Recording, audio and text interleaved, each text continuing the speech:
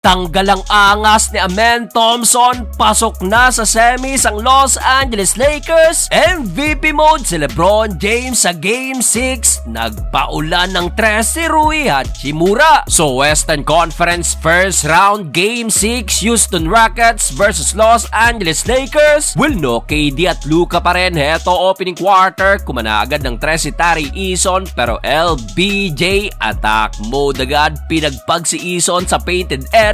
Nasundan pa yan ng transition layup ni Rui Hachimura, pero Amen Thompson napa-flex naman sa kanyang end one. LeBron James attack mode pa rin, another layup, at dito naitala na rin ni Austin Reeves ang kanyang unang basket. Kaso napabayaan naman si Jabari Smith sa kanyang corner 3-point shot. Pero eto't LBJ, gandang bullet pass to Rui Hachimura, 200 dunk na sinagot din agad sa kabila ni Tari Eason. Down the stretch, LeBron James again another assist to Luke Kennard, pasukan 3 off the bench na nasundan pa ng isa mula naman kay Jake LaRavia to take the lead 20-16. Hindi pa natapos dyan, Rui Hachimura pumukol na rin beyond the arc, 18-23, pabor sa purple and gold. Second quarter, LeBron James kumana agad ang fadeaway jumper na nasundan din agad ng layup ni Jake LaRavia. Under 10 minutes, LBJ again top of the key 3-pointer, at dito na magana ang lamang ng Lakers sa double digit.